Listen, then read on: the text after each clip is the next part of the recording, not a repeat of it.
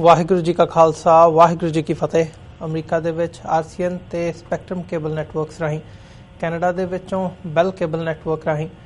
ਤੇ world wide global CPN, ਜਾਦੂ TV, roku, ਸ਼ਾਵਾ TV, TV 84 ਦੀ online streaming ਜਾਂ ਫਿਰ ਫੇਸਬੁੱਕ ਰਾਹੀਂ ਸਾਡੇ ਨਾਲ ਜੁੜੇ ਹੋਏ ਸਾਰੇ ਦਰਸ਼ਕਾਂ ਦਾ ਮੈਂ ਅਮਰਵੀਰ ਸਿੰਘ ਅੱਜ ਦੇ ਪ੍ਰੋਗਰਾਮ ਵਿੱਚ ਤਹਿ ਦਿਲੋਂ ਸਵਾਗਤ ਕਰਦਾ। ਵਿਊਅਰਸ, ਜਿਉਂ-ਜਿਉਂ 15 ਅਗਸਤ ਦਾ ਦਿਨ ਨੇੜੇ ਆ ਰਿਹਾ ਤਿਉਂ-ਤਿਉਂ ਭਾਰਤ ਦੇ ਵਿੱਚ ਜਿਹੜੇ ਆਜ਼ਾਦੀ ਦੇ ਜਸ਼ਨ ਨੇ ਉਹ ਮਨਾਉਣ ਦੀਆਂ ਜਿਹੜੀਆਂ ਤਿਆਰੀਆਂ ਨੇ ਉਹ ਜ਼ੋਰਾਂ ਸ਼ੋਰਾਂ ਨਾਲ ਦੇਖਣ ਨੂੰ ਮਿਲ ਰਹੀਆਂ ਨੇ। 1947 ਤੋਂ ਪਹਿਲਾਂ ਜਿਨ੍ਹਾਂ ਸ਼ਹੀਦਾਂ ਨੇ ਭਾਰਤ ਦੀ ਆਜ਼ਾਦੀ ਦੇ ਲਈ ਸ਼ਹਾਦਤ ਦਿੱਤੀ, ਉਹਨਾਂ ਨੇ ਇੱਕ ਸੁਪਨਾ ਸਿਰਜਿਆ ਸੀ ਭਾਰਤ ਦਾ। ਕੀ ਉਹ ਸੁਪਨਾ ਸਾਕਾਰ ਹੋ ਸਕਿਆ? ਜਾਂ ਜਦੋਂ ਅਸੀਂ ਅੱਜ ਭਾਰਤ ਨੂੰ ਦੇਖਦੇ ਹਾਂ ਤਾਂ ਉੱਥੇ ਮਾਈਨੋਰਿਟੀਜ਼, ਖਾਸ ਤੌਰ 'ਤੇ ਜਦੋਂ ਅਸੀਂ ਘੱਟ ਗਿਣਤੀਆਂ ਦੀ ਗੱਲ ਕਰਦੇ ਹਾਂ ਤਾਂ ਉਹਨਾਂ ਦੇ ਕੀ ਹਾਲਾਤ ਬਣੇ ਹੋਏ ਨੇ, ਇਸ ਸਭ ਬਾਰੇ ਅੱਜ ਅਸੀਂ ਗੱਲਬਾਤ ਕਰਾਂਗੇ ਕਿ ਉਹ ਸੁਪਨਾ ਸ਼ਹੀਦਾਂ ਦਾ ਸਾਕਾਰ ਹੋਇਆ ਜਾਂ ਨਹੀਂ ਹੋਇਆ, ਅਤੇ ਅੱਜ ਦੇ ਭਾਰਤ ਦੇ ਵਿੱਚ ਘੱਟ ਗਿਣਤੀਆਂ ਦੀ ਕੀ ਹਾਲਤ ਹੈ। ਇਸ ਬਾਰੇ ਜਿਹੜੀ ਸਾਰੀ ਅੱਜ ਦੀ ਗੱਲਬਾਤ ਹੈਗੀ ਆ ਉਹਦੇ ਵਿੱਚ ਆਪਣੇ ਵਿਚਾਰਾਂ ਦੀ ਸਾਂਝ ਪਾਉਣ ਦੇ ਲਈ ਸਾਡੇ ਨਾਲ ਵੰਗਾਰ ਮੈਗਜ਼ੀਨ ਦੇ ਮੁੱਖ ਸੰਪਾਦਕ ਸਰਦਾਰ ਬਲਜੀਤ ਸਿੰਘ ਖਾਲਸਾ ਫੋਨ ਲਾਈਨ ਤੇ ਜੁੜ ਚੁੱਕੇ ਨੇ। ਆਓ ਉਹਨਾਂ ਨਾਲ ਮਿਲ ਕੇ ਅੱਜ ਦੀ ਵਿਚਾਰ ਚਰਚਾ ਦੀ ਸ਼ੁਰੂਆਤ ਕਰਦੇ ਹਾਂ। ਹਾਂਜੀ ਬਲਜੀਤ ਸਿੰਘ ਜੀ, ਤੁਹਾਡਾ ਸਵਾਗਤ ਹੈ ਜੀ। ਵਾਹਿਗੁਰੂ ਜੀ ਕਾ ਖਾਲਸਾ ਵਾਹਿਗੁਰੂ ਜੀ ਕੀ ਫਤਿਹ। ਵਾਹਿਗੁਰੂ ਜੀ ਕਾ ਖਾਲਸਾ ਵਾਹਿਗੁਰੂ ਜੀ ਕੀ ਫਤਿਹ। ਬਲਜੀਤ ਸਿੰਘ ਜੀ, ਸਾਰਿਆਂ ਤੋਂ ਪਹਿਲਾਂ ਤਾਂ ਮੈਂ 15 ਅਗਸਤ ਜਿਹੜੀ ਭਾਰਤ ਦੀ ਆਜ਼ਾਦੀ ਦਾ ਦਿਨ ਹੈਗਾ, ਇਸ ਹਵਾਲੇ ਨਾਲ ਹੀ ਤੁਹਾਡੇ ਕੋਲੋਂ ਜਿਹੜੀ ਇਤਿਹਾਸਕ ਪਿਛੋਕੜ ਦੇ ਵਿੱਚ ਗੱਲਬਾਤ ਦੀ ਸ਼ੁਰੂਆਤ ਕਰਨਾ ਚਾਹੂੰਗਾ ਕਿ ਜਿਹੜਾ ਸੁਪਨਾ ਸ਼ਹੀਦਾਂ ਨੇ ਦੇਖਿਆ ਸੀ ਭਾਰਤ ਦੀ ਆਜ਼ਾਦੀ ਤੋਂ ਬਾਅਦ ਇੱਕ ਭਾਰਤ ਦੇਸ਼ ਸਿਰਜਣ ਦਾ, ਉੱਥੇ ਜਦੋਂ ਅਸੀਂ ਘੱਟ ਗਿਣਤੀਆਂ ਦੇ ਹਵਾਲੇ ਨਾਲ ਖਾਸ ਤੌਰ 'ਤੇ ਗੱਲ ਕਰਦੇ ਹਾਂ ਤਾਂ ਪਿਛਲਾ ਜਿਹੜਾ ਸਾਰਾ ਸਮਾਂ ਲੰਘਿਆ ਹੈਗਾ ਲਗਭਗ 70 ਸਾਲ ਦਾ, ਉਹ ਕਿਸ ਹਿਸਾਬ ਦਾ ਲੰਘਿਆ, ਇਹਨੂੰ ਤੁਸੀਂ ਕਿਵੇਂ ਐਨਾਲਾਈਜ਼ ਕਰਦੇ ਹੋ? ਕਿ ਜਿਹੜਾ ਉਹ ਸੁਪਨਾ ਸੀ ਸ਼ਹੀਦਾਂ ਦਾ ਉਹ ਸਾਕਾਰ ਹੋ ਸਕਿਆ ਜਾਂ ਉਹਦੇ ਜਿਹੜਾ ਰਿਐਲਿਟੀ ਹੈਗੀ ਹੈ ਉਹ ਕਿੱਥੇ ਕੁ ਖੜੀ ਹੈ?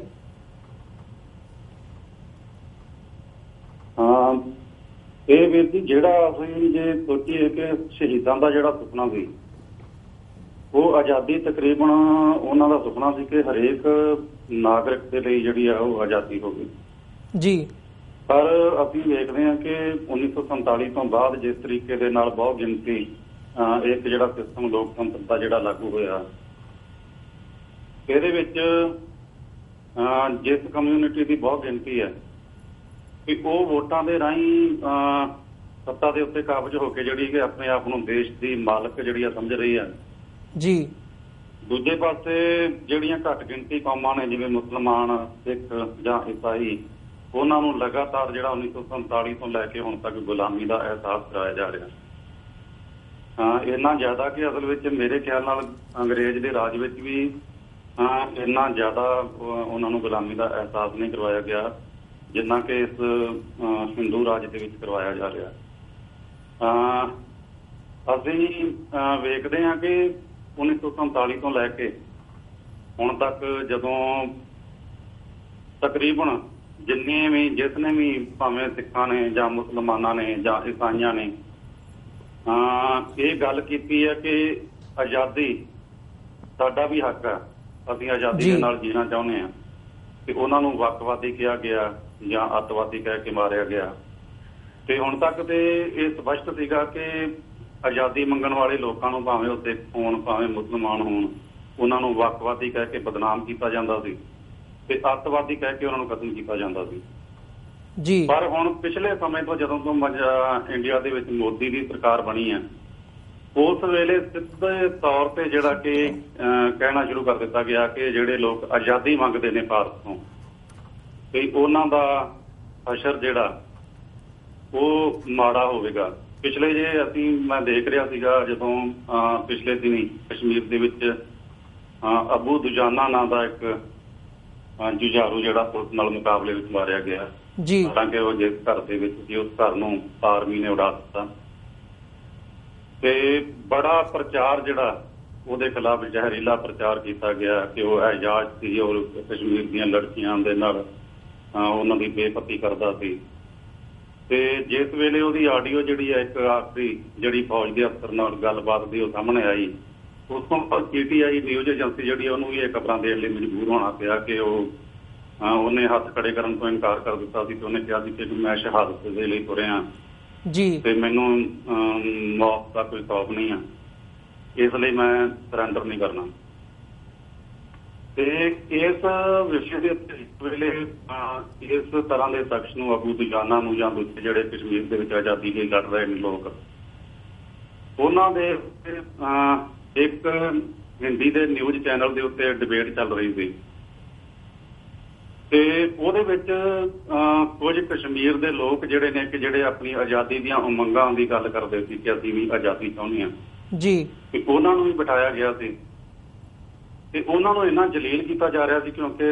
ਇੱਥੋਂ ਤੱਕ ਕਿ ਐਂਕਰ ਜਿਹੜਾ TV ਦਾ ਉਹਦੇ ਵੱਲੋਂ ਵੀ ਤੇ ਜਿਹੜੇ ਬੁਲਾਰੇ ਨੇ BJP ਕਾਂਗਰਸ ਦੂਜੇ ਜਿਹੜੇ ਉਹ ਸਾਰੇ ਉਹਨਾਂ ਵੱਲੋਂ ਵੀ ਵਾਰ-ਵਾਰ ਜਿਹੜਾ ਕਿ ਜਲੀਲ ਕੀਤਾ ਜਾ ਰਿਹਾ ਸੀ, ਉਹਨਾਂ ਨੂੰ ਗੱਦਾਰ ਕਿਹਾ ਜਾ ਰਿਹਾ ਸੀ। ਤੇ BJP ਦਾ ਜਿਹੜਾ ਬੁਲਾਰਾ ਸੀਗਾ ਅੰਮ੍ਰਿਤ ਪਾਤਰਾ, ਜਿਸ ਵੇਲੇ ਉਹ ਕਸ਼ਮੀਰ ਦੇ ਜਿਹੜੇ ਬੁਲਾਰੇ ਨੇ ਉਹ ਆਪਣੀ ਆਜ਼ਾਦੀ ਦੀ ਗੱਲ ਕਰ ਰਹੇ ਸੀ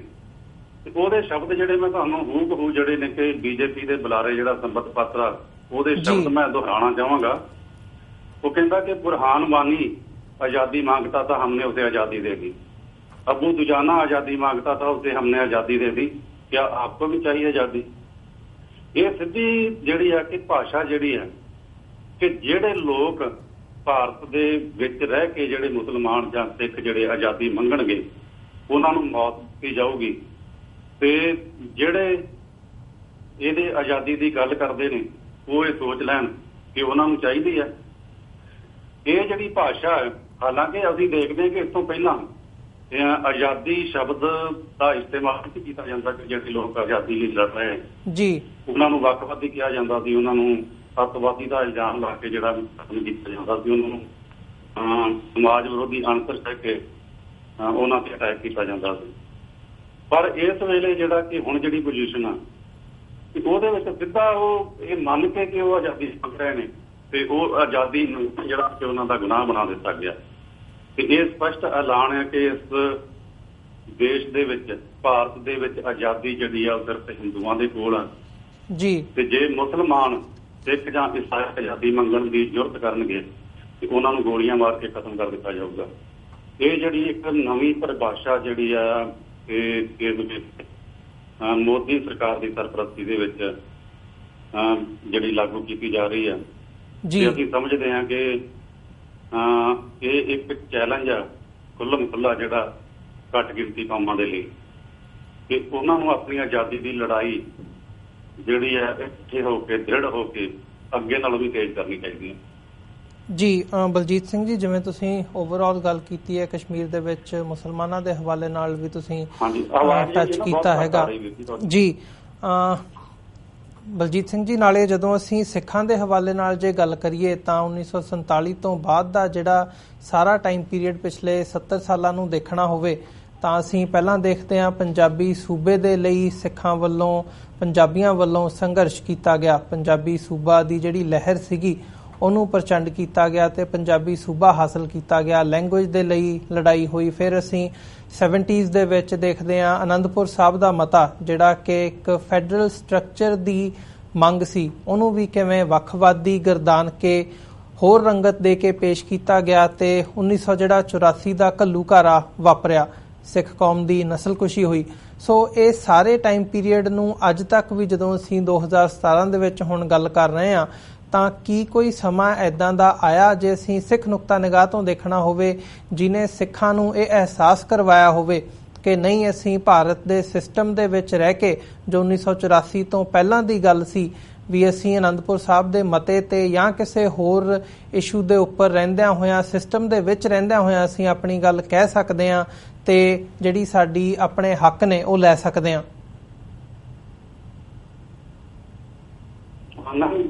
ਬਿਲਕੁਲ, ਜਿਹੜਾ ਕਿ ਹਾਲਾਂਕਿ ਸਿੱਖਾਂ ਸਮੇਤ ਸੰਤ ਜਰਨੈਲ ਸਿੰਘ ਜੀ ਖਾਲਸਾ ਪਿੰਡਾਂ ਵੱਲੋਂ ਵੀ ਇਹ ਜਿਹੜੀ ਆ ਕਿ ਗੱਲ ਕੀਤੀ ਗਈ ਸੀਗੀ ਕਿ ਅਸੀਂ ਵੱਖਰਾ ਆਪਣਾ ਮੁਲਕ ਖਾਲਿਸਤਾਨ ਨਹੀਂ ਚਾਹੁੰਦੇ ਤੇ ਅਸੀਂ ਆਜ਼ਾਦੀ ਨਾਲ ਤੇ ਅਣਖ ਨਾਲ ਜਿਉਣਾ ਚਾਹੁੰਦੇ ਹਾਂ ਤੇ ਇਹ ਬੇਸ਼ੱਕ ਅਸੀਂ ਇਸ ਸਿਸਟਮ ਦੇ ਅੰਦਰ ਰਹਿ ਕੇ ਵੀ ਜੀ ਸਕਦੇ ਹਾਂ ਜੀ, ਪਰ ਇੰਨਾ ਜ਼ਿਆਦਾ ਜਿਹੜਾ ਕਿ ਅਨੰਦਪੁਰ ਸਾਹਿਬ ਦੇ ਮਤੇ ਨੂੰ ਹਊਆ ਬਣਾ ਕੇ ਪੇਸ਼ ਕੀਤਾ ਗਿਆ, ਵੱਖਵਾਦੀ ਕਹਿ ਕੇ ਭੰਡਿਆ ਗਿਆ, ਤੇ ਜਿਸ ਤਰੀਕੇ ਦਾ ਵਿਹਾਰ ਜਿਹੜਾ ਸਿੱਖਾਂ ਦੇ ਨਾਲ ਕੀਤਾ ਗਿਆ ਉਹ ਤੁਹਾਨੂੰ ਪਤਾ ਹੀ ਹੈ, ਜਿਹੜਾ 1984 ਤੱਕ ਇਹ ਜਿਹੜਾ ਧਰਮ ਯੁੱਧ ਮੋਰਚਾ ਕਿੰਨਾ ਦੇ ਵਿੱਚ ਚੱਲਿਆ ਜੀ। ਤੇ ਗੱਲ ਇਹ ਹੈ ਕਿ ਉਹੀ ਹੈ ਕਿ ਹਿੰਦੁਸਤਾਨ ਦੇ ਉੱਤੇ ਭਾਵੇਂ ਕਾਂਗਰਸ ਦੀ ਸਰਕਾਰ ਹੋਵੇ, ਬੀਜੇਪੀ ਦੀ ਹੋਵੇ, ਜਾਂ ਇੱਥੋਂ ਤੱਕ ਕਿ ਅਸੀਂ ਦੂਜੀਆਂ ਜਿਹੜੀਆਂ ਜ਼ਿਆਦਾਤਰ ਸੈਕੂਲਰ ਪਾਰਟੀਆਂ ਕਮਾਉਣ ਵਾਲੀਆਂ ਉਹਨਾਂ ਦੀ ਸਰਕਾਰ ਵੀ ਹੋਵੇ, ਕੋਈ ਵੀ ਜਿਹੜੀ ਹੈ ਕਿ ਆਪਣੀ ਆਜ਼ਾਦੀ ਦੀ ਗੱਲ ਕਰਨ ਵਾਲੀਆਂ ਕੌਮੀਅਤਾਂ ਜਿਹੜੀਆਂ ਨੇ ਵੀ ਉਹਨਾਂ ਦੀ ਗੱਲ ਸੁਣਨ ਨੂੰ ਕੋਈ ਵੀ ਤਿਆਰ ਨਹੀਂ ਜੀ। ਤੇ ਇੱਕ ਮੁੱਦੇ ਦੇ ਉੱਤੇ ਸਾਰੀਆਂ ਇਕਮੁੱਠ ਹੋ ਜਾਂਦੀਆਂ, ਉਹ ਹੈ ਕਿ ਏਕਤਾ ਅਤੇ ਅਖੰਡਤਾ ਦਾ ਨਾਂ ਜਿਹੜਾ ਦਿੱਤਾ ਗਿਆ, ਤੇ ਇਸ ਏਕਤਾ ਤੇ ਅਖੰਡਤਾ ਦਾ ਮਤਲਬ ਆ ਕਿ ਹਿੰਦੂ ਰਾਸ਼ਟਰ ਦੇ ਤੌਰ ਤੇ ਜਿੰਨੀਆਂ ਵੀ ਦੂਜੀਆਂ ਕੌਮੀਅਤਾਂ ਘੱਟ ਗਿਣਤੀ ਕੌਮਾਂ ਨੇ ਅਸੀਂ ਤੰਗੀ ਕੁੱਟ ਕੇ ਰੱਖਣਾ, ਤੇ ਸੰਵਿਧਾਨ ਤੋਂ ਲੈ ਕੇ ਹੋਰ ਜਿੰਨਾ ਵੀ ਸਿਸਟਮ ਸਿੱਖਿਆ ਦਾ ਜਿਹੜਾ ਸਿਲੇਬਸ ਆ ਜਾਂ ਜੋ ਕੁਛ ਵੀ ਆ ਉਹਦੇ ਵਿੱਚ ਦਾਰਾਂਗੇ ਇਸ ਤਰੀਕੇ ਦੇ ਨਾਲ ਭਰਨਾ, ਕਈ ਗੱਲਾਂ ਜਿਹੜੀਆਂ ਨੇ ਕਿ ਇਤਿਹਾਸ ਨੂੰ ਬਦਲਿਆ ਜਾ ਰਿਹਾ। ਇਹ ਪਿੱਛੇ ਜਿਹੜਾ ਅਜੇ ਤੇ ਰਾਜਸਥਾਨ ਦੇ ਵਿੱਚ ਹੀ ਹੋਇਆ ਕਿ ਹਲਦੀ ਘਾਟੀ ਦੀ ਲੜਾਈ ਦੇ ਵਿੱਚ ਜਿਹੜਾ ਕਿ ਇੱਕ ਇਤਿਹਾਸ ਆ ਕਿ ਉੱਥੇ ਅਕਬਰ ਦੀ ਜਿੱਤ ਤੇ ਮਹਾਰਾਣਾ ਪ੍ਰਤਾਪ ਦੀ ਹਾਰ ਹੋਈ ਸੀ ਜੀ, ਤੇ ਉੱਥੇ ਇਤਿਹਾਸ ਦੇ ਵਿੱਚ ਜਿਹੜਾ ਕਿ ਰਾਜਸਥਾਨ ਦੀਆਂ ਪਾਰਟੀਆਂ ਜਿਹੜੀਆਂ ਉਹਨਾਂ ਦੇ ਵਿੱਚ ਕੀਤਾ ਗਿਆ ਤੇ ਉਹਦੇ ਵਿੱਚ ਇਹ ਦੱਸਿਆ ਜਾ ਰਿਹਾ ਕਿ ਮਹਾਰਾਣਾ ਪ੍ਰਤਾਪ ਦੀ ਉਸ ਲੜਾਈ ਦੇ ਵਿੱਚ ਜਿੱਤ ਹੋਈ ਸੀ। ਤੇ ਇਸ ਤਰ੍ਹਾਂ ਹੌਲੀ ਹੌਲੀ ਜਿਹੜਾ ਕਿ ਪੰਜਾਬ ਦੇ ਅੰਦਰ ਵੀ ਅਸੀਂ ਕਈ ਥਾਵਾਂ ਤੇ ਜਿਹੜਾ ਕਿ ਏਦਾਂ ਦੇ ਜਿਹੜੇ ਸਾਹਮਣੇ ਲਿਆਂਦੇ ਜਿੱਥੇ RSS ਨੇ ਬੜੀ ਸ਼ਾਤਰਤਾ ਦੇ ਨਾਲ ਜਿਹੜਾ ਕਿ ਕਈ ਸਕੂਲਾਂ ਦੀਆਂ ਪਾਠ ਪੁਸਤਕਾਂ ਦੇ ਵਿੱਚ ਸਿੱਖ ਧਰਮ ਦੇ ਖਿਲਾਫ, ਸਿੱਖ ਗੁਰੂ ਸਾਹਿਬਾਨ ਦੇ ਖਿਲਾਫ, ਹਾਲਾਂਕਿ ਪੰਜਾਬ ਤੋਂ ਬਾਹਰ ਤੇ ਕਈ ਥਾਵਾਂ ਤੇ ਅਸੀਂ ਏਦਾਂ ਦੀਆਂ ਗੱਲਾਂ ਜਿਹੜੀਆਂ ਨੋਟਸ ਵਿੱਚ ਆਉਂਦੀਆਂ ਰਹਿੰਦੀਆਂ ਜੀ, ਇੱਥੋਂ ਤੱਕ ਕਿ ਗੁਰੂ ਗੋਬਿੰਦ ਸਿੰਘ ਜੀ ਨੂੰ ਟੈਰੋਰਿਸਟ ਜਿਹੜਾ ਕਿ ਉਹ ਦੱਸਿਆ ਜਾਂਦਾ। ਤੇ ਇਸ ਹਾਲਾਤ ਦੇ ਵਿੱਚ ਭਾਰਤ ਦੇ ਅੰਦਰ ਰਹਿ ਕੇ ਸਿੱਖਾਂ ਵਰਗੀ ਕੌਮ ਦਾ ਜਾਂ ਹੋਰ ਕੌਮਾਂ ਦਾ ਜਿਉਂਦੇ ਰਹਿਣਾ ਮੁਸ਼ਕਲ ਆ। ਇਸ ਲਈ ਜ਼ਰੂਰੀ ਆ ਕਿ ਆਪਣੀ ਹੋਂਦ ਜੇ ਸਲਾਮਤ ਰੱਖਣੀ ਆ ਤੇ ਸਥਾਪਿਤ ਰੱਖਣੀ ਆ ਤੇ ਇਸ ਸਿਸਟਮ ਤੋਂ ਆਜ਼ਾਦੀ ਜਿਹੜੀ ਆ ਕਿ ਬਹੁਤ ਜ਼ਰੂਰੀ ਹੈ। ਤੇ ਇਹ ਸਿਰਫ ਅਸੀਂ ਦੇਖਦੇ ਹਾਂ ਕਿ ਪੰਜਾਬ ਤੇ ਕਸ਼ਮੀਰ ਦੀ ਗੱਲ ਨਹੀਂ, ਹੋਰ ਵੀ ਕਈ ਸਟੇਟਾਂ ਦੇ ਵਿੱਚ ਜਿਹੜੀ ਪਿੱਛੇ ਜਿਵੇਂ ਕਿ ਹੁਣ ਬੰਗਾਲ ਦੇ ਵਿੱਚ ਜਿਹੜਾ ਕਿ ਗੋਰਖਾਲੈਂਡ ਦੇ ਲਈ ਜਿਹੜਾ ਅੰਦੋਲਨ ਜਿਹੜਾ ਤੇਜ਼ ਹੋਇਆ ਜੀ, ਮਣੀਪੁਰ ਦੇ ਵਿੱਚ ਲੰਮੇ ਸਮੇਂ ਤੋਂ ਇੱਕ ਅੰਦੋਲਨ ਚੱਲ ਰਿਹਾ ਜਿੱਥੇ ਕਿ 13 ਸਾਲ ਪਹਿਲਾਂ ਉੱਥੋਂ ਦੀਆਂ ਔਰਤਾਂ ਨੇ ਨਗਨ ਹੋ ਕੇ ਜਿਹੜਾ ਕਿ ਇੱਕ ਪ੍ਰੋਟੈਸਟ ਕੀਤਾ ਸੀ ਤੇ ਇੱਕ ਮੈਸੇਜ ਜਿਹੜਾ ਦਿੱਤਾ ਗਿਆ ਸੀਗਾ ਕਿ ਇੰਡੀਅਨ ਆਰਮੀ ਜਿਹੜੀ ਆ ਉਹ ਇੱਥੋਂ ਦੀਆਂ ਔਰਤਾਂ ਨਾਲ ਰੇਪ ਕਰਦੀ ਆ। ਤੇ ਅਜੇ ਪਿੱਛੇ ਜੇ ਕਿ BBC ਨੇ ਉਹਨਾਂ ਔਰਤਾਂ ਜਿਨ੍ਹਾਂ ਨੇ ਨਗਨ ਹੋ ਕੇ ਉਦੋਂ ਪ੍ਰੋਟੈਸਟ ਕੀਤਾ ਸੀ ਉਹਨਾਂ ਦੇ ਨਾਲ ਮੁਲਾਕਾਤ ਕੀਤੀ ਤੇ ਉਹਨਾਂ ਔਰਤਾਂ ਦਾ ਕਹਿਣਾ ਸੀ ਕਿ ਅਸੀਂ ਅਜੇ ਵੀ ਆਪਣੇ ਆਪ ਨੂੰ ਨੰਗੀਆਂ ਮਹਿਸੂਸ ਕਰਦੀਆਂ ਤੇ ਜਿਸ ਦਿਨ ਸਰਕਾਰ ਜਿਹੜੀ ਹੈ ਇੱਥੋਂ ਪੁਲਿਸ ਫੋਰਸ ਸਪੈਸ਼ਲ ਪਾਵਰ ਜਿਹੜਾ ਉਹ ਸਮੁੱਚੇ ਤੌਰ ਤੇ ਖਤਮ ਕਰੂਗੀ, ਉਸ ਦਿਨ ਅਸੀਂ ਸਮਝਾਂਗੇ ਕਿ ਸਰਕਾਰ ਨੇ ਸਾਡੇ ਕੱਪੜੇ ਜਿਹੜੇ ਆ ਵਾਪਸ ਕਰ ਦਿੱਤੇ। ਹਾਲਾਂਕਿ ਇਹ ਜਿਹੜੀ ਆ ਕਿ ਇਹ ਸਟੇਟਮੈਂਟ ਇਹ ਵੀ ਦੱਸਦੀ ਹੈ ਕਿ ਆਜ਼ਾਦੀ ਲਈ ਲੜਨ ਵਾਲੀਆਂ ਧਿਰਾਂ ਜਿਹੜੀਆਂ ਨੇ ਕਿਤੇ ਵੀ ਸਰਵਾਮ ਦੇ ਵਿੱਚ ਮਣੀਪੁਰ ਗੋਰਖਾਲੈਂਡ ਲਈ ਸੰਘਰਸ਼ ਕਰਨ ਵਾਲੇ ਵੀ ਇਹਨਾਂ ਨੂੰ ਜੇ ਗੁਲਾਮ ਰੱਖਿਆ ਜਾ ਰਿਹਾ, ਫੌਜੀ ਤਾਕਤ ਦੇ ਬਲਬੂਤੇ ਸੰਗੀਨਾਂ ਦੀ ਨੋਕ ਤੇ ਹੀ ਗੁਲਾਮ ਰੱਖਿਆ ਜਾ ਰਿਹਾ, ਨਹੀਂ ਤੇ ਆਜ਼ਾਦੀ ਲਈ ਜਿਹੜੀ ਹੈ ਕਈ ਸੰਕੇਤਾਂ ਜਿਹੜੀਆਂ ਕਿ ਉਹ ਤਾਂਘ ਰਹੀਆਂ ਨੇ। ਤੇ ਇਹਨਾਂ ਕੌਮਾਂ ਦਾ ਜੇ ਇੱਕ ਗੱਠਜੋੜ ਬਣ ਜਾਂਦਾ ਤੇ ਅਸੀਂ ਸਮਝਦੇ ਹਾਂ ਕਿ 20 ਵੇਲੇ ਜਿਵੇਂ ਸੋਵੀਅਤ ਯੂਨੀਅਨ ਜਿਹੜਾ ਕਿ ਕਈ ਟੋਟਿਆਂ ਦੇ ਵਿੱਚ ਖਿੰਡ ਗਿਆ ਜੀ, ਉਹ ਉਸ ਤਰੀਕੇ ਦੇ ਨਾਲ ਜਿਹੜਾ ਕਿ ਹਿੰਦੁਸਤਾਨ ਦਾ ਸਿਸਟਮ ਜਿਹੜਾ ਕਿ ਅਸੀਂ ਉਮੀਦ ਕਰ ਸਕਦੇ ਹਾਂ ਕਿ ਆਉਣ ਵਾਲੇ ਕਿਸੇ ਵੀ ਸਮੇਂ ਦੇ ਵਿੱਚ ਇਹਦਾ ਉਹ ਹੋ ਸਕਦਾ, ਬਿਖਰਾ ਹੋ ਸਕਦਾ ਜੀ। ਬਲਜੀਤ ਸਿੰਘ ਜੀ, ਜਿਵੇਂ ਤੁਸੀਂ ਗੱਲ ਕੀਤੀ ਹੈ ਕਿ ਜਿਹੜੀਆਂ ਘੱਟ ਗਿਣਤੀ ਕੌਮਾਂ ਹੈਗੀਆਂ ਨੇ ਉਹਨਾਂ ਨੂੰ ਇਕੱਠੇ ਹੋਣ ਦੀ ਲੋੜ ਹੈ ਤੇ ਉਸੇ ਦੇ ਵਿੱਚੋਂ ਹੀ ਜਿਹੜੀ ਤਾਕਤ ਹੈਗੀ ਹੈ ਉਹ ਘੱਟ ਗਿਣਤੀ ਕੌਮਾਂ ਦੇ ਕੋਲ ਆਵੇਗੀ। ਪਰ ਜਦੋਂ ਅਸੀਂ ਸਿੱਖ ਕੌਮ ਦੀ ਗੱਲ ਕਰਦੇ ਹਾਂ, ਅਸੀਂ ਜੇ ਇਹਨਾਂ 70 ਸਾਲਾਂ ਦੇ ਵਿੱਚ ਦੇਖੀਏ ਤਾਂ ਜਿਸ ਹਿਸਾਬ ਦੇ ਨਾਲ ਸਿੱਖ ਕੌਮ ਨੇ ਲੜਾਈ ਲੜੀ ਹੈ ਜਾਂ ਸਿੱਖ ਕੌਮ ਦੀ ਜਿਹੜੀ ਲੜਾਈ ਹੈਗੀ ਹੈ, ਤੁਸੀਂ ਆਜ਼ਾਦੀ ਦੀ ਗੱਲ ਕਰਦੇ ਹੋ, ਤੁਹਾਨੂੰ ਲੱਗਦਾ ਵੀ ਬਾਕੀ ਜਿਹੜੀਆਂ ਕੌਮਾਂ ਹੈਗੀਆਂ ਨੇ, ਉਹ ਮਣੀਪੁਰ ਦੀ ਗੱਲ ਹੋਵੇ, ਮਾਓਇਸਟ ਦੀ ਗੱਲ ਹੋਵੇ, ਨਾਗਾਲੈਂਡ ਦੀ ਗੱਲ ਹੋਵੇ ਜਾਂ ਜਿਹੜੇ ਆਦੀਵਾਸੀ ਜਿਨ੍ਹਾਂ ਨੂੰ ਕਿਹਾ ਜਾਂਦਾ ਉਹਨਾਂ ਦੀ ਗੱਲ ਹੋਵੇ, ਕਸ਼ਮੀਰੀਆਂ ਦੀ ਗੱਲ ਹੋਵੇ, ਵੀ ਸਾਰਿਆਂ ਦੇ ਨਾਲ ਮਿਲ ਕੇ ਇਹ ਇੱਕ ਵਾਇਬਲ ਆਪਸ਼ਨ ਹੈਗੀ ਹੈ? ਕੀ ਇਹ ਸੰਭਵ ਹੈ ਇਨ ਰਿਐਲਿਟੀ ਜੇ ਅਸੀਂ ਗੱਲ ਕਰਨੀ ਹੋਵੇ, ਜੋ ਤੁਸੀਂ ਕਹਿ ਰਹੇ ਹੋ ਇਕੱਠੇ ਹੋਣ ਦੀ ਗੱਲ, ਜਿੱਥੇ ਅਸੀਂ ਆਪਸ ਦੇ ਵਿੱਚ ਹੀ ਇੰਨੇ ਕੁ ਦੋ ਫਾੜ ਹੋ ਚੁੱਕੇ ਹਾਂ? ਕੀ ਇਹਦੀਆਂ ਸੰਭਾਵਨਾਵਾਂ ਕੀ ਨੇ ਅਸਲੀਅਤ ਦੇ ਵਿੱਚ? ਹਾਂ, ਦੇਖੋ ਕਿ ਹਿੰਦੁਸਤਾਨ ਦੀ ਸਰਕਾਰ ਜਿੰਨਾ ਜ਼ੋਰ ਜਿਹੜਾ ਆਪਣੇ ਜ਼ੋਰ ਜ਼ੁਲਮ ਤੇ ਜ਼ਬਰ ਦੇ ਰਾਹੀਂ ਇਹ ਲਾ ਰਹੀ ਹੈ ਕਿ ਜਿਹੜੀਆਂ ਆਜ਼ਾਦੀ ਲਈ ਤੰਗ ਦੀਆਂ ਕੌਮਾਂ ਨੇ ਤੇ ਉਹ ਕੁਝ ਨਾ ਕਰ ਸਕਣ, ਉਹਨਾਂ ਨੂੰ ਇਸ ਤਰੀਕੇ ਦੇ ਨਾਲ ਇੱਕ ਕਿਸਮ ਦਾ ਬੰਦੀ ਬਣਾ ਕੇ ਰੱਖਿਆ ਜਾਵੇ। ਉਹਦੇ ਨਾਲ ਜਿਹੜਾ ਕਿ ਚਾਣਕੀਆ ਨੀਤੀ ਦੇ ਪੈਂਤੜੇ ਜਿਹੜੇ ਵਰਤੇ ਜਾ ਰਹੇ ਕਿ ਉਹਨਾਂ ਕੌਮਾਂ ਨੂੰ ਆਪੋ ਦੇ ਵਿੱਚ ਹੀ ਇਹਨਾਂ ਉਲਝਾ ਕੇ ਰੱਖ ਦਿਓ ਜੀ, ਕਿ ਉਹ ਜਿਹੜਾ ਅਸਲ ਮੁੱਦੇ ਉਹਦੇ ਤੇ ਆ ਹੀ ਨਾ ਸਕਣ। ਸਿੱਖਾਂ ਦੇ ਵਿੱਚ ਵੀ ਇਸ ਤਰੀਕੇ ਦੇ ਜਿਹੜੇ ਬੰਦੇ ਛੱਡੇ ਗਏ, ਜਿਹੜੇ ਨਿੱਤ ਹੀ ਨਵੇਂ ਵਾਦ ਵਿਵਾਦ ਜਿਹੜੇ ਨੇ ਕਿ ਜਿਹੜੇ ਜਿਨ੍ਹਾਂ ਦਾ ਇਸ ਵੇਲੇ ਰਹਿ ਜਾਣਾ ਅਸੀਂ ਸਮਝਦੇ ਹਾਂ ਕੋਈ ਵੀ ਜ਼ਰੂਰੀ ਵੀ ਨਹੀਂ ਆ। ਤੋ ਇੰਨੇ ਵੱਡੇ ਉਹ ਮਸਲੇ ਵੀ ਨਹੀਂ ਆ ਕਿ ਜਿਸ ਵੇਲੇ ਸਿੱਖਾਂ ਦੇ ਕੋਲ ਪਾਵਰ ਹੋਈ ਉਸ ਵੇਲੇ ਉਹ ਮਸਲੇ ਹੱਲ ਕੀਤੇ ਜਾ ਸਕਦੇ। ਉਹ ਮਸਲੇ ਉਦੋਂ ਹੱਲ ਹੋ ਸਕਦੇ ਆ ਕਿ ਜਦੋਂ ਦੋ ਤਰ੍ਹਾਂ ਦੀਆਂ ਦਲੀਲਾਂ ਸੁਣ ਕੇ ਇੱਕ ਜਿਹੜੀ ਆ ਪਾਵਰ ਹੋਊਗੀ ਉਹ ਫੈਸਲਾ ਲਊਗੀ ਵੀ ਆਹ ਜਿਹੜੀ ਮੇਰਾ ਠੀਕ ਆ ਤੇ ਦੂਜੀ ਗਲਤ ਆ, ਤੇ ਉਹਦੇ ਕੋਲ ਆਪਣੇ ਫੈਸਲੇ ਨੂੰ ਲਾਗੂ ਕਰਵਾਉਣ ਦੀ ਜਿਹੜੀ ਆ ਪਾਵਰ ਵੀ ਹੋਊਗੀ ਜੀ। ਉਸ ਵੇਲੇ ਇਹ ਮਸਲੇ ਹੱਲ ਹੋ ਸਕਦੇ। ਇਸ ਵੇਲੇ ਤੇ ਜਿਹੜਾ ਕਿ ਖਿਲਾਰਾ ਪਾਇਆ ਜਾ ਰਿਹਾ, ਜਾਣਬੁੱਝ ਕੇ ਉਲਝਾਇਆ ਜਾ ਰਿਹਾ, ਭਾਵੇਂ ਉਹ 10-15 ਦਾ ਮੁੱਦਾ ਹੋਵੇ, ਭਾਵੇਂ ਮਾਸ ਖਾਣ ਦਾ ਹੋਵੇ, ਭਾਵੇਂ ਰਹਿਤ ਮਰਜ਼ਾਦਾ ਦਾ ਹੋਵੇ, ਇਹ ਕਈ ਤਰ੍ਹਾਂ ਦੇ ਜਿਹੜੀ ਅਸਲ ਵਿੱਚ ਇਹ ਭਾਰਤੀ ਏਜੰਸੀਆਂ ਜਿਹੜੀਆਂ ਨੇ ਇਹਨਾਂ ਦੇ ਏਜੰਟਾਂ ਵੱਲੋਂ ਉਭਾਰੇ ਜਾ ਰਹੇ ਮੁੱਦੇ ਆ ਤੇ ਇਹਨਾਂ ਦਾ ਮਕਸਦ ਇਹ ਆ ਕਿ ਸਿੱਖ ਕੌਮ ਨੂੰ ਇੱਕ ਮੁੱਠ ਨਾ ਹੋਣ ਦਿੱਤਾ ਜਾਵੇ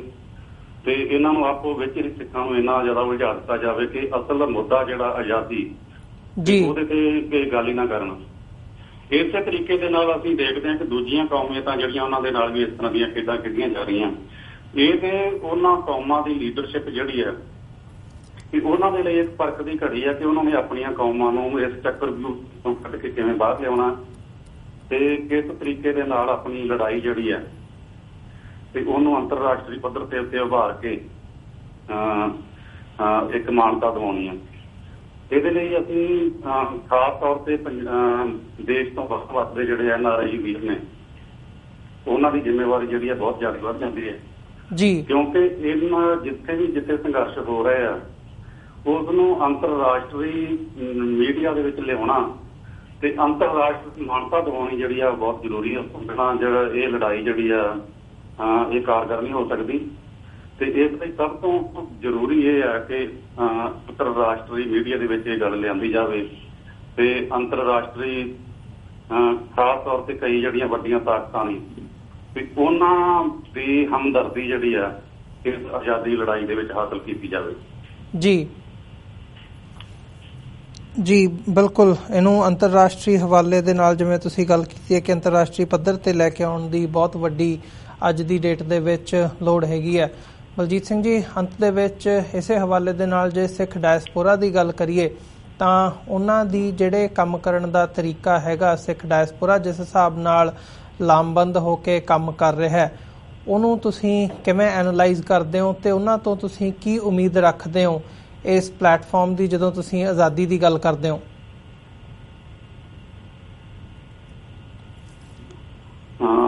ਮੈਨੂੰ ਨਾ ਆਵਾਜ਼ ਜਿਹੜੀ ਆ ਉਹ ਕੁਝ ਕਲੀਅਰ ਨਹੀਂ ਸੁਣੀ, ਬਹੁਤ ਘੱਟ ਜਿਹੜੀ ਆ ਜੀ। ਬਲਜੀਤ ਸਿੰਘ ਜੀ, ਮੈਂ ਤੁਹਾਡੇ ਕੋਲੋਂ ਪੁੱਛਿਆ ਸੀ ਕਿ ਜਿਵੇਂ ਤੁਸੀਂ ਅੰਤਰਰਾਸ਼ਟਰੀ ਪੱਧਰ ਤੇ ਆਜ਼ਾਦੀ ਦੀ ਗੱਲ ਕਰਨ ਦੀ ਗੱਲ ਕੀਤੀ ਹੈ ਤਾਂ ਇਹਦੇ ਵਿੱਚ ਜਿਸ ਹਿਸਾਬ ਨਾਲ ਸਿੱਖ ਡਾਇਸਪੋਰਾ ਆਪਣਾ ਰੋਲ ਅਦਾ ਕਰ ਰਿਹਾ ਹੈ ਉਹਨੂੰ ਤੁਸੀਂ ਕਿਵੇਂ ਐਨਾਲਾਈਜ਼ ਕਰਦੇ ਹੋ ਅਤੇ ਆਉਣ ਵਾਲੇ ਸਮੇਂ ਦੇ ਵਿੱਚ ਸਿੱਖ ਡਾਇਸਪੋਰਾ ਤੋਂ ਕੀ ਉਮੀਦ ਰੱਖਦੇ ਹੋ? ਹਾਂ, ਵੈਸੇ ਤੇ ਅਸੀਂ ਦੇਖਦੇ ਹਾਂ ਕਿ ਇਸ ਵੇਲੇ ਕਈ ਦੇਸ਼ਾਂ ਦੇ ਵਿੱਚ ਜਿਹੜੇ ਉੱਥੋਂ ਦੇ ਪੰਥਦਰਦੀ ਨੇ, ਉਹਨਾਂ ਨੂੰ ਦੇਸ਼ਾਂ ਦੀ ਪਾਰਲੀਮੈਂਟ ਦੇ ਵਿੱਚ ਆਪਣੇ ਤੌਰ ਤੇ ਜਿਹੜੀ ਆ ਲੌਬੀ ਜਿਹੜੀ ਏਦਾਂ ਦੀ ਕਾਇਮ ਕੀਤੀ, ਜਿਹੜੀ ਸਿੱਖਾਂ ਦੇ ਹੱਕ ਦੇ ਵਿੱਚ ਆਵਾਜ਼ ਵੀ ਉਠਾਉਂਦੀ ਹੈ। ਤੇ ਪਿੱਛੇ ਜਿਹੜਾ ਕਿ ਕਈ ਦੇਸ਼ਾਂ ਦੀ ਪਾਰਲੀਮੈਂਟ ਦੇ ਵਿੱਚ ਜਿਹੜਾ ਸਿੱਖਾਂ ਦੀ ਨਸਲਕੁਸ਼ੀ ਜਿਹੜੀ 1984 ਦੇ ਵਿੱਚ ਹੋਈ, ਉਹਨੂੰ ਨਸਲਕੁਸ਼ੀ ਦੇ ਵਜੋਂ ਇੱਕ ਜਿਹੜੀ ਆ ਮਾਨਤਾ ਦਿਵਾਉਣੀ ਜੀ ਇੱਕ ਆਪਣੀ ਲੜਾਈ ਦੇ ਵਿੱਚ ਇੱਕ ਬਹੁਤ ਵੱਡੀ ਜਿੱਤ ਆ। ਤੇ ਜੇ ਅਸੀਂ ਇਹ ਪੂਰੀ ਦੁਨੀਆ ਦੇ ਵਿੱਚ UNO ਦੇ ਵਿੱਚ ਇਹ ਸਾਬਤ ਕਰ ਦਿੰਦੇ ਹਾਂ ਕਿ ਇੰਡੀਆ ਦੇ ਵਿੱਚ ਸਿੱਖਾਂ ਦੀ ਨਸਲਕੁਸ਼ੀ ਹੋਈ ਆ, ਹੋ ਰਹੀ ਆ, ਤੇ ਉਸ ਨਸਲਕੁਸ਼ੀ ਦੇ ਕਿਸੇ ਵੀ ਦੋਸ਼ੀ ਨੂੰ ਸਿਸਟਮ ਦੇ ਵੱਲੋਂ ਸਜ਼ਾ ਨਹੀਂ ਦਿੱਤੀ ਜਾ ਰਹੀ, ਜਦਕਿ ਦੂਜੇ ਪਾਸੇ ਸਿੱਖ ਨੌਜਵਾਨ ਸਾਲਾਂ ਤੋਂ ਦਹਾਕਿਆਂ ਤੋਂ ਜੇਲ੍ਹਾਂ ਦੇ ਵਿੱਚ ਬੰਦ ਨੇ ਤੇ ਉਹਨਾਂ ਨੂੰ ਜ਼ਮਾਨਤ ਤੇ ਰਿਹਾ ਤੱਕ ਵੀ ਨਹੀਂ ਕੀਤਾ ਜਾ ਰਿਹਾ, ਜਦਕਿ ਸਿੱਖਾਂ ਦੀ ਨਸਲਕੁਸ਼ੀ ਦੇ ਦੋਸ਼ੀ ਜਿਹੜੇ ਨੇ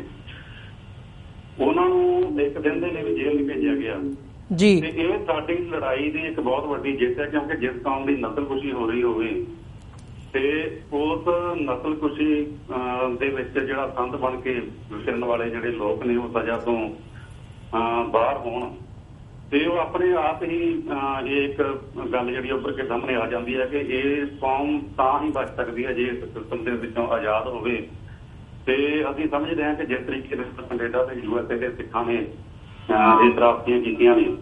ਜੀ, ਵੱਖ-ਵੱਖ ਦੇਸ਼ਾਂ ਦੇ ਵਿੱਚ ਜਿਹੜੇ ਜਿੱਥੇ ਵੀ ਵਰਕਰ ਜਿਹੜੇ ਰਹਿ ਰਹੇ ਨੇ, ਤੇ ਉਹਨਾਂ ਨੂੰ ਇਸ ਤਰੀਕੇ ਦੇ ਨਾਲ ਪਾਰਲੀਮੈਂਟ ਦੇ ਵਿੱਚ ਆਪਣੀ ਲੌਬੀ ਜਿਹੜੀ ਹੈ ਕਾਇਮ ਕਰਕੇ ਤੇ ਇਹ ਸਿੱਖਾਂ ਦੇ ਮਸਲੇ ਜਿਹੜੇ ਨੇ ਇਹ ਉਹਨਾਂ ਦੇ ਸਾਹਮਣੇ ਲਿਆਉਣੇ ਚਾਹੀਦੇ ਆ। ਜੀ ਬਿਲਕੁਲ ਬਲਜੀਤ ਸਿੰਘ ਜੀ, ਤੁਹਾਡਾ ਬਹੁਤ-ਬਹੁਤ ਧੰਨਵਾਦ। ਤੁਸੀਂ ਇਹ ਸਾਰੇ ਇਸ਼ੂ ਦੇ ਉੱਪਰ ਆਪਣਾ ਸਮਾਂ ਕੱਢ ਕੇ ਸਾਡੇ ਨਾਲ ਵਿਚਾਰਾਂ ਦੀ ਸਾਂਝ ਪਾਈ ਹੈ ਤੇ ਅੱਜ ਦੇ ਸ਼ੋਅ ਦੇ ਵਿੱਚ ਤੁਹਾਡੇ ਕੋਲੋਂ ਇੱਥੇ ਹੀ ਇਜਾਜ਼ਤ ਚਾਹਾਂਗੇ ਜੀ। ਤੁਹਾਡਾ ਬਹੁਤ-ਬਹੁਤ ਧੰਨਵਾਦ ਜੀ। ਵਾਹਿਗੁਰੂ ਜੀ ਕਾ ਖਾਲਸਾ, ਵਾਹਿਗੁਰੂ ਜੀ ਕੀ ਫਤਿਹ। ਸਭ ਦਾ ਬਹੁਤ-ਬਹੁਤ ਧੰਨਵਾਦ ਵੀਰ ਜੀ। ਵਾਹਿਗੁਰੂ ਜੀ ਕਾ ਖਾਲਸਾ, ਵਾਹਿਗੁਰੂ ਜੀ ਕੀ ਫਤਿਹ। ਵਿਊਅਰਸ, ਇਹ ਸਨ ਬਲਜੀਤ ਸਿੰਘ ਖਾਲਸਾ, ਜਿਹੜੇ ਕਿ ਮੈਗਜ਼ੀਨ ਵੰਗਾਰ ਦੇ ਮੁੱਖ ਸੰਪਾਦਕ ਨੇ। ਉਮੀਦ ਕਰਦੇ ਹਾਂ ਕਿ ਜਿਹੜੀ ਅੱਜ ਦੀ ਸਾਡੀ ਗੱਲਬਾਤ ਸੀ ਇਹਨਾਂ ਦੇ ਨਾਲ ਉਹ ਤੁਹਾਨੂੰ ਪਸੰਦ ਆਈ ਹੋਵੇਗੀ। ਜਾਂਦੇ ਜਾਂਦੇ ਮੈਂ ਤੁਹਾਡੇ ਚਰਨਾਂ ਦੇ ਵਿੱਚ ਬੇਨਤੀ ਵੀ ਕਰਦੇ ਹਾਂ ਕਿ TV84 ਨੂੰ ਅੱਗੇ ਵਧਾਉਣ ਦੇ ਲਈ, ਚੱਲਦਾ ਰੱਖਣ ਦੇ ਲਈ ਸਾਨੂੰ ਤੁਹਾਡੀ ਸਹਾਇਤਾ ਦੀ ਲੋੜ ਹੈ। TV84 ਨੂੰ ਡੋਨੇਟ ਕਰਨ ਦੇ ਲਈ ਤੁਸੀਂ ਸਾਡੀ ਵੈਬਸਾਈਟ www.tv84.tv ਤੇ ਜਾ ਕੇ ਸਾਨੂੰ ਡੋਨੇਟ ਕਰ ਸਕਦੇ ਹੋ ਤੇ ਮੰਥਲੀ ਡੋਨੇਸ਼ਨਸ ਦੇ ਲਈ ਪਲੈਜ ਕਰ ਸਕਦੇ ਹੋ। ਜੇ ਚੈੱਕ ਰਾਹੀਂ ਸਾਨੂੰ ਡੋਨੇਸ਼ਨਸ ਭੇਜਣੀਆਂ ਚਾਹੁੰਦੇ ਹੋ ਤਾਂ ਤੁਸੀਂ TV84 ਦੇ ਨਾਮ ਦਾ ਚੈੱਕ ਬਣਾ ਕੇ ਸਾਨੂੰ ਸਾਡੇ ਐਡਰੈਸ ਤੇ ਭੇਜ ਸਕਦੇ ਹੋ। 3601 37th Avenue, Long Island City, New York 11101। ਇੱਕ ਵਾਰ ਮੈਂ ਵੈਬਸਾਈਟ ਦੁਬਾਰਾ ਰਿਪੀਟ ਕਰਦਿਆਂ www.tv84.tv। ਵਿਊਅਰਸ, ਇਸੇ ਦੇ ਨਾਲ ਅਸੀਂ ਅੱਜ ਦਾ ਜਿਹੜਾ ਪ੍ਰੋਗਰਾਮ ਹੈ ਉਹ ਇੱਥੇ ਹੀ ਸਮਾਪਤ ਕਰਦੇ ਹਾਂ। ਅਗਲੇ ਹਫਤੇ ਸੋਮਵਾਰ ਨੂੰ ਤੁਹਾਡੇ ਨਾਲ ਦੁਬਾਰਾ ਕਿਸੇ ਨਵੇਂ ਇਸ਼ੂ ਤੇ ਵਿਚਾਰਾਂ ਦੀ ਸਾਂਝ ਪਾਵਾਂਗੇ। ਉਦੋਂ ਤੱਕ ਲਈ ਇਜਾਜ਼ਤ ਦਿਓ ਜੀ। ਵਾਹਿਗੁਰੂ ਜੀ ਕਾ ਖਾਲਸਾ, ਵਾਹਿਗੁਰੂ ਜੀ ਕੀ ਫਤਿਹ।